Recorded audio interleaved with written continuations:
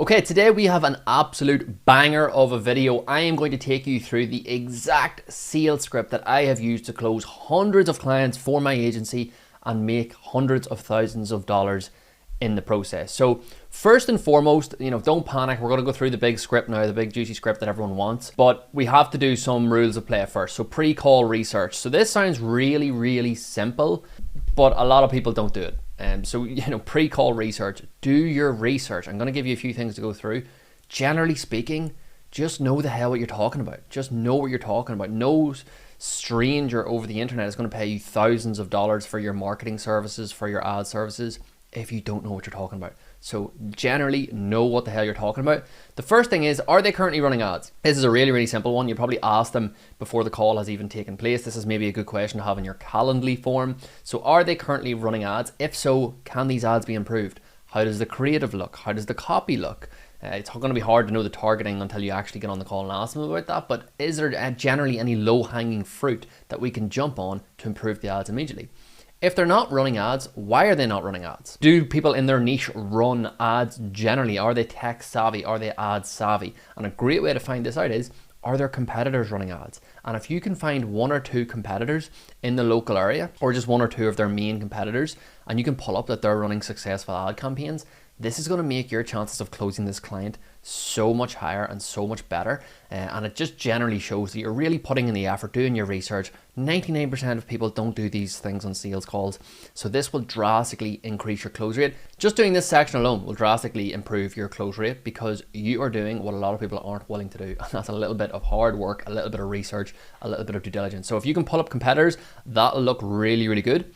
And generally, what opportunities are there in their niche? Is there an opportunity for content? Is there an opportunity for some social media organic lead gen? Look out there and see what opportunities there are in their niche. And you can do this very, very easily. Let's say you are in the gym niche and you have a call with a gym business owner.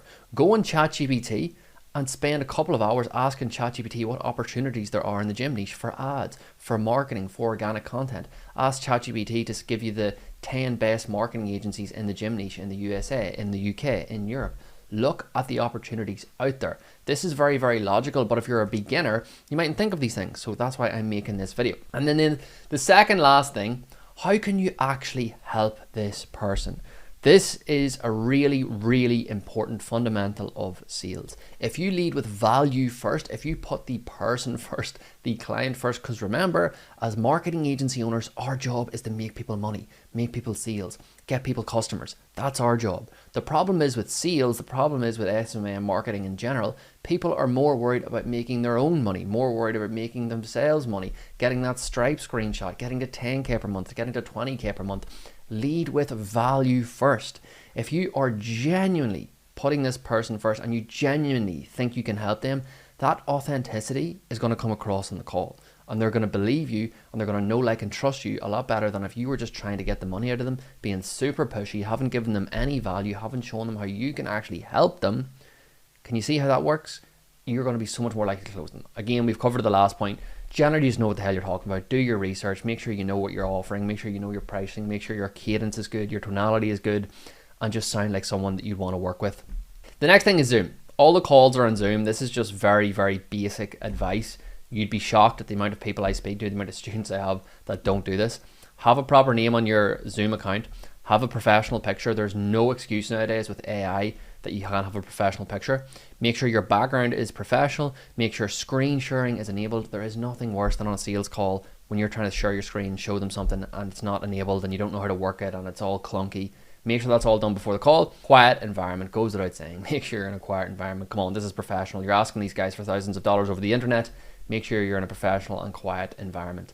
First impressions matter. As soon as they click on that Zoom call, as soon as they see you, as soon as they see your background, the quality of your camera, they hear your first couple of sentences, they're judging you immediately. That's what sales is about. First impressions matter. So make sure all of this is in place and that'll give you the foundation and environment to do well with the script. So with that being said, let's now get into the script. So this script has taken me years to craft. It's taken me years to perfect. And I know this works well.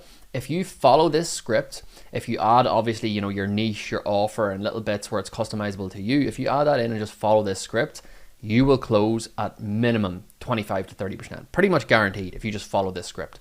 So the first thing is high energy. You know, if you're not excited to grow this guy's business or to grow this woman's businesses, they're not going to be excited to work with you. So the first things first, make sure you have a good tonality, make sure you have a good cadence, and make sure you are excited, make sure you are enthusiastic. So obviously we have the small talk. I'm not going to spend too much time in this. You know, what's up? Is it Jack? Is it James? Is it John? You know, how's your week been going so far? You know, if they're foreign, if they're in the US or if they're in Europe, I maybe like to talk to them about their location. That's a good thing you can do to ask them about, you know, let's say they're from Barcelona or let's say from Madrid. You know, I've always wanted to visit. That can be a good way to get small talk out of the way if small talk kind of isn't your thing. So after that, we hit them with the first frame. So he says, so what I found works best in these calls is diving a bit deeper into the specific business, your model, and how that's working right now. Ultimately, what you feel are the specific challenges keeping you from X, Y, and Z, you know, whatever their problem is, probably getting more clients or getting more customers. After that, we say, now we've got some clarity there. If I can actually help you, I'll walk you through how we can do that or wherever you want to go from there. If not, we can figure out whatever works best for us both. I might refer you to someone else or you can do your homework in the meantime, whatever you need. That cool with you? They're going to say yes, and then we get into the main bit of the call. So this is where you can use some of the form, ask them a question. So I took a look at your form and it looks like you're currently doing X, Y, and Z. So you can use that. It's very, very important. Calendly is a different lesson altogether. Go down and click the link for my free community if you want some lessons on how to frame your Calendly form. Very, very simple, but your Calendly form needs to be full of information that you can use in the call. The second frame is, I'm definitely prepared to share a little more about what we're going to do over here. Now, everything we do is customized. So opposed to going through a long laundry list of every little different thing we do, every potential client is customized. So we could be here for hours, but I want you to know everything is customized. So what's probably going to be more appropriate is to first help me get some context on your business, on what you're trying to do. Then from there, I can show you the aspects of what we do and which will be relevant and useful to you specifically. Does that make sense? So you framed the call, you've used frame 1 and 2, either or works. They're pretty similar, they're pretty identical, whatever you think you can perform better, or whatever you think you can say better on the call. So now we start the discovery phase, and the first thing we want to do is isolate the problem. And how we do that is, so with that said, I guess the best place to start is, what would you say right now is your biggest challenge? Or at least what's not working at the level you truly feel like it could be or should be? 9 times out of 10 is going to be client acquisition, getting more sales, you know, getting more customers, getting more revenue. 9 times out of 10, that's going to be the problem. Now, if you're wondering on the script why things are highlighted in yellow, that's kind of like commentary. So that's not what you're going to say on the script. That's like kind of commentary. So you can see here, the first bullet point in yellow, we want to stay here until we know what the problem is. Once we find it, we put our shovel in the ground and start digging. You can also ask, aside from that, is there any other challenge or roadblock that is in the way right now? So the yellow highlight is like kind of commentary. It's kind of like how you should be thinking about the script. Moving on, here are some background questions you can ask. I've given you a list of background questions you can ask to find their pain point. So what is your offer?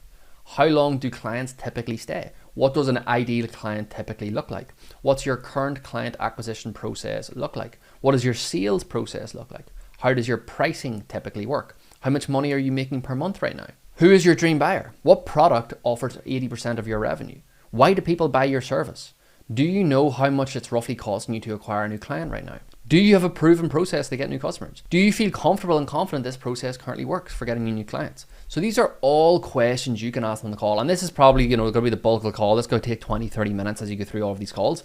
But the purpose of all of these questions is to give us ammunition for the end of the call. Really, really important. We want to probe into these points and we want to get a very, very intimate understanding of what their problem is. And all of these questions, this is not fluff. We're not asking this for the sake of it.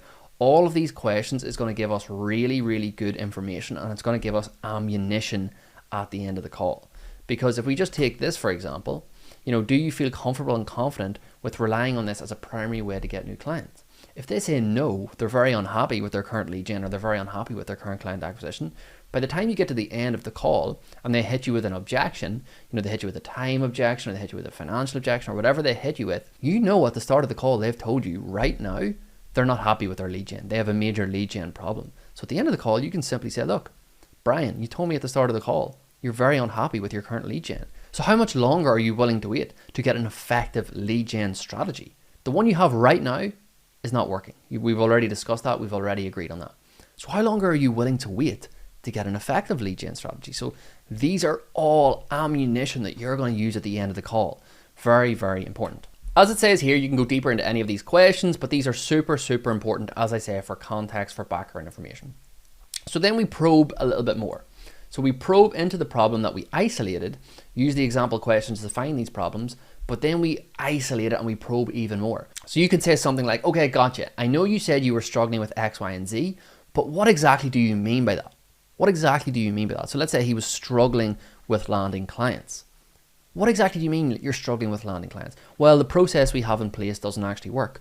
Or the process we currently have in place is giving us low quality leads. Or we very inconsistent lead flow. He's going to give you more information. You want to probe even deeper. And then you ask things like, why would you say that's the biggest challenge? And how has that impacted the business specifically?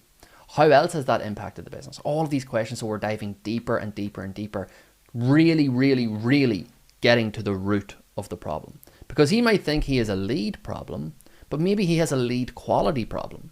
Or maybe the lead gen strategy they have could work, but they just need to improve their copy, they need to improve their creatives. You need to dive deeper, deeper, deeper and get to the root of the problem. So that's super, super important. So then you're going to go even further and you're going to ask them what they're doing right now to get clients probably. You know, their pain point is probably going to be clients, revenue, cash. So you ask them what they're doing right now. And then we're going to chunk down a little bit deeper. So we're going to say, so in terms of what's working so far last month, how many clients did you onboard? How long did you spend acquiring these clients? How many leads did you generate? How many prospects did you reach out to? Just to have that background context, have that more information. And then we're going to ask them how long. So how long has this been going on for? You've been trying X, Y, and Z. We can go a little bit deeper depending on how receptive they are, but ask them how long they've been doing this. They're going to tell you, oh, 3 to 6 months. I'm really sick of it, blah, blah, blah. Again, more ammunition for the end of the call. And then we're going to do what's called widening the gap. And we're going to say something like, wow, okay, given you're in their current situation, whatever their pain point is, does that put you in a tough spot to get to their desired outcome? Which 9 times out of 10 is going to be to scale. And then you're going to ask them, in what way specifically is that stopping you from scaling? And what's stopping you from figuring this out on your own? That is a really, really, really good question. What's stopping you from figuring this out on your own? And they're going to tell you, I don't really know how to work Facebook ads, and I'm not very ad savvy, I'm not very good. Perfect. Okay, so you agree you need ads to scale. You also agree that you're not very good at ads. Perfect.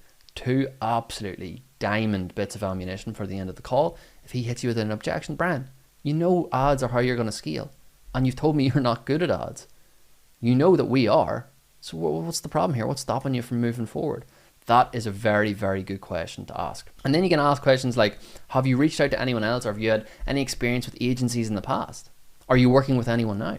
Really, really good question. A lot of the times they're going to work with someone in the past. They might have been burned. They might have tried and failed. So that's very, very good information to have, because further down the call, they might have a skepticism. They might have a fear objection. That's very, very important for you to know that. So the cost and why now. So there's 2 scenarios here. They've either tried nothing or they've tried a lot. And you can say something like, can I ask you a question here? Why all of a sudden is this important to you? What's shifted for you now? And what's the plan here if nothing changes? Really, really important. What's the urgency? If they hit you with the time objection and earlier on the call they told you, I want to do this now. I'm super committed to this. I want to do this right now. You could say, Brian, you told me earlier in the call you want to do this right now, and now you're telling me, you need to think about it. How committed are you to making this work? I need to know you're serious about this. Really, really important. Remember I talked earlier about this is all ammunition. This is all building up to the pitch. This is all building up to the investment. And if they hit you with an objection, you have all this ammunition to show you that they're actually contradicting themselves. And then that's when you need to reframe, isolate. But we'll get into all of that later. So you can ask some more questions here, like, can I ask you a personal question? I mean, after all of the pain points, what's keeping you going? Why is this important to you? You can dig deeper and dig deeper. This will really depend on the rapport on the call. And then you can ask support questions following on from this. So this to me is really, really dependent on the niche. But you can ask them about the leadership structure of the business, who's in charge, who manages what, is everyone on the same page, does everyone agree ads is the way forward? This is really just if they have partners. If it's a business and if the owner of the business are a married couple, you can ask things like, are you married? What does your wife think of this? Is she supportive? Does she, you're on the call, does she agree with ads? So that's kind of specific to the situation. So I'll leave you to look at that and kind of make up if your niche fits into that, or on the call you can leave that in there, and if they're married you can use that. It doesn't come up too often, but it's good to have in there. So now we get to the desired situation. So if you're able to figure out your pain point, ultimately what's the goal? What's your monetary goal? You seem like you've thought of that number before. Can I ask you what that number is?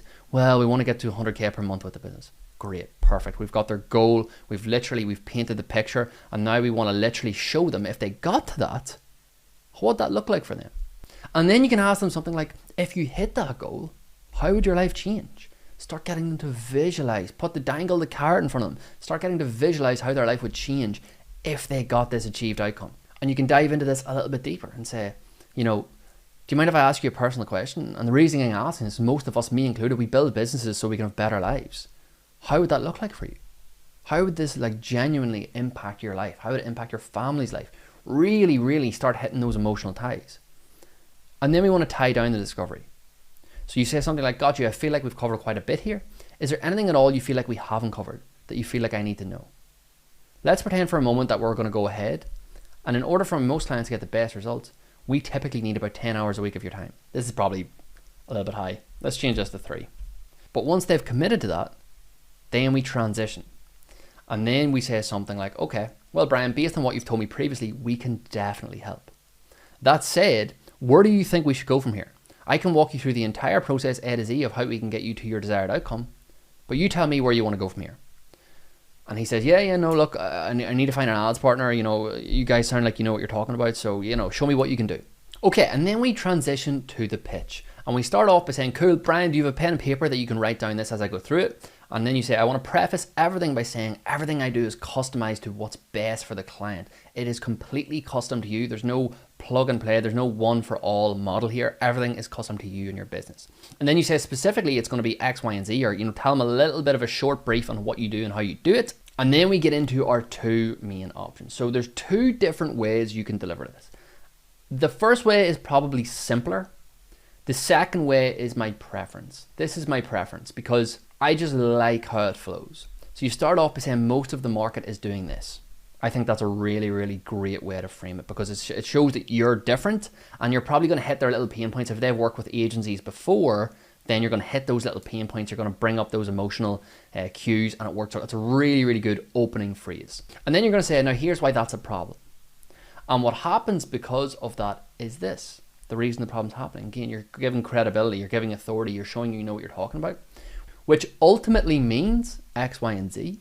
So instead, what we do is this, so that you can inverse benefit of the problem and ultimately desired outcome, benefit of the benefit. So this is a really, really good way to pitch what you're offering. Because if you just pitch your service, you're going to sound like everyone else. I do Facebook ads for roofers, I do Facebook ads for gyms, we guarantee X, Y, and Z. If you frame it like this, it shows that you are different from everyone else and why most of the market is wrong and why that's a problem and why what you do is right. Again, this comes back to your offer, pricing, all of that good stuff. You need to know your niche inside out, but this is a really, really, really good way to pitch. And then, you can say things like, if you have a unique mechanism, if not, any of you haven't heard of a unique mechanism, you would input that here.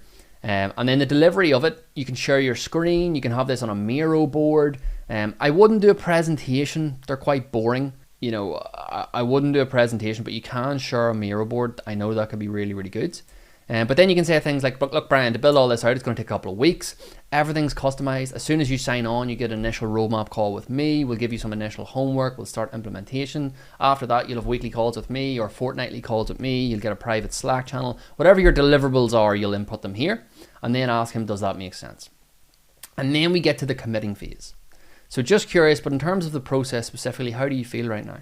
And a little question I like to ask here is, if you were to rate this on a scale of 1 to 10, 1 being you're completely uninterested and think this wouldn't work at all, to 10 being this is perfect for your situation right now, what would you give the process or what would you give this service right now out of 10 after everything you've just heard? Now, that immediately gives you exactly the information you need to know for heading into the investment, because if they give you a 6 or a 7, then you need to dive into that. You need to dive into that and you need to be like, okay, a 6 or a 7, what would make it an 8 or 9? Or why is it that low? Is there something specific that I need to explain more, or are you uncertain, or are you skeptical? That's a really, really good question that gives you a ton of useful information. So again, here's some more supplementary questions you can ask, and there's that question I talked about here. And then you can say, I appreciate you being honest, what's keeping you from saying an 8, a 9, or a 10, and then you can get into that and dive a little bit deeper. But after that, the next steps is literally just to get into the investment. So you'll say something like, right now you'll process the investment with me, and once we take care of that, we'll get you on a Slack and we'll book our roadmap call. Does that sound good? And at this stage, hopefully, if you've primed everything, if everything's ready, if everything's performed, and if everything has been delivered correctly, he'll say yes, and then you simply give them the investment. So the investment to work with me, Brian, is very, very simple, 2K per month. The investment to work with me, Brian, very, very simple, 1K per month, 1,500 per month. Whatever it is, say the price, shut up. And then he is going to give you an objection. Or hopefully he's going to say, yes, let's get good, let's get started. And then you send him the contract, send him the invoice, get him signed up, get him on Slack, boom, client in the door. That's it. Now, objection handling could be a whole video on of itself. And if I click on my objection handling doc here, we have a 35-page doc on objection handling. So I'm not going to do that right now. If you want me to do another video on that, comment below that you want an objection handling video, because it could be another hour on here. I want this to be the main sales script, just so you have some structure, because I get asked a lot, how do I get this sales script, or what do I use for a sales script? And people are kind of overwhelmed by the whole sales process. So hopefully you found that beneficial. Hopefully you found that useful. If you want this doc, this exact doc, click the link below. This is all for free in my school community, my agency owner school community. So click the link below, join that community, you get this all for free, you get the doc for free, and you get a ton of other free resources. But hopefully you found this useful, hopefully you found this beneficial, and hopefully this makes the sales process a little bit more clear. If you literally copy this script word for word, you will close at 25-30%, pretty much guaranteed. So that's the opportunity right in front of you. Take this, learn it, practice it, get better at sales. I'll see you in the next lesson.